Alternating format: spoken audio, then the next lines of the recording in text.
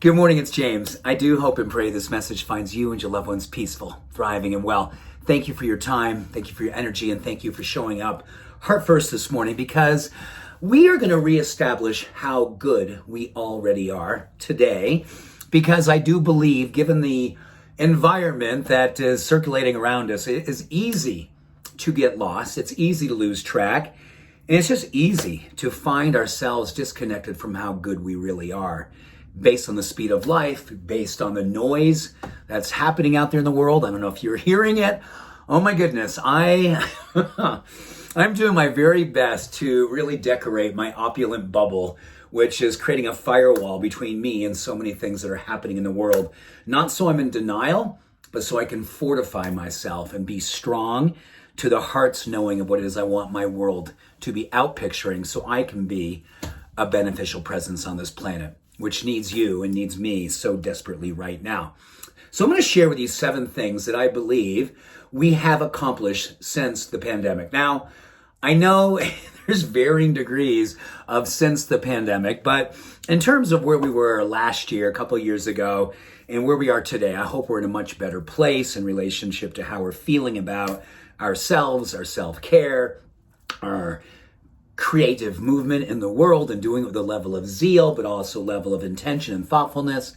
So I want to share with you things that I believe you're going to go, oh my gosh, you know what, James? I have come so far since a couple of years ago, and I want you to feel wonderful about who it is that you have become more of.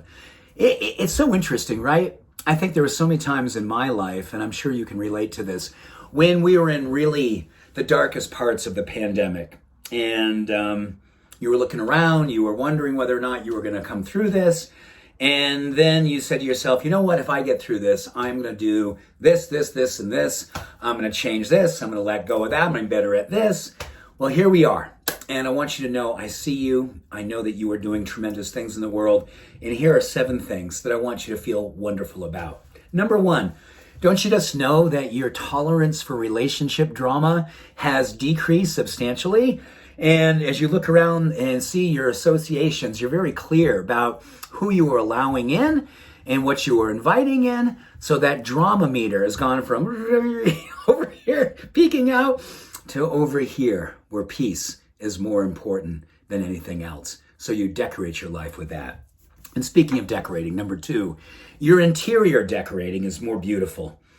And that is that sense that I think as we've been more and more staying in and staying out of the public and staying in spaces where we could be cultivating deeper relationships, just notice how your home, your place, just has a sense of peace and beauty about it.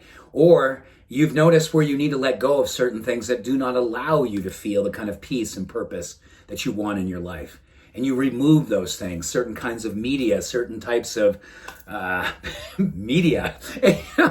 Yeah, media. And you get very clear about the kind of media that you allow in your life, because that makes your interior decorating more beautiful and peaceful and empowered. Number 3, less victimhood, less complaining. Don't you just feel lucky to be here? Don't you just feel like, oh my goodness, I'm here, so I've got work to do. And I'm so proud and excited about the work that I get a chance to decide to do with my life, my life's work. I'm not complaining. I'm not explaining.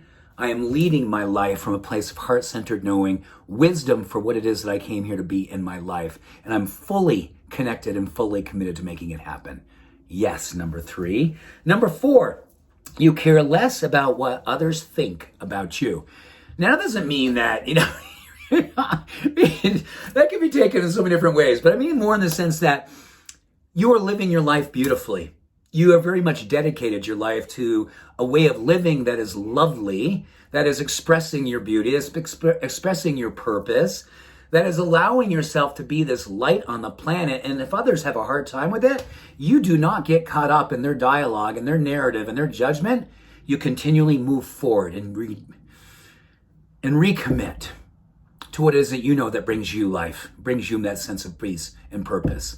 And you let go of what other things are going around you, because this is your path, this is your purpose, this is your light, this is your love, and you have dedicated yourself to shining it. Number 5, you embrace being seen. That makes me think of vulnerability. Didn't you just feel like more and more over these last couple of years, your willingness to be seen, to be vulnerable, to allow yourself to be, as Brene Brown says, the birthplace of common humanity, where you just say, you know what? This is my struggle. This is my success. This is my sadness. This is my joy. This is my humanity on full display. And when we do that, we give other people permission to experience their opportunity to choose to be that open, that vulnerable, that honest and awake about life. Permission giving through the pollination of you just dedicating yourself to being out there in the world, leading from your heart. Number 6, you are kind to the person in the mirror. First thing in the morning, you walk in to grab your toothbrush, you turn on the light. Who do you see? And do you say good morning, God, or good God morning? Do you see yourself with soft eyes, without the judgment? You see yourself with compassion, with love, with a sense of gratitude. And those eyes penetrating your soul so you can actually have this dialogue throughout the day, knowing that you've anchored yourself in this experience first thing in the morning. What a beautiful foundation to lay every single morning. And number 7, you are mastering forgiveness of others because you know, gosh, if we've learned anything this last couple of years, is that the things that we've held on to, the rumination, the regret, did not and continues to not serve us. So we give ourselves permission to anchor ourselves in letting go with forgiveness of others, and equally and not, if not more important, forgiveness of ourselves. Letting go of perfectionism and embracing purpose. Letting go of perfectionism and embracing the beauty that you are and all the beautiful things that you've accomplished in your life and the ones that you were working on today. A rededication to being everything that you committed to during these last 2 years. And now you have the opportunity to express with all of your heart. Good for you. You are succeeding, and I see you. I believe in you, and I'm sending much love to you today and every day. Peace and blessings. Bye for now.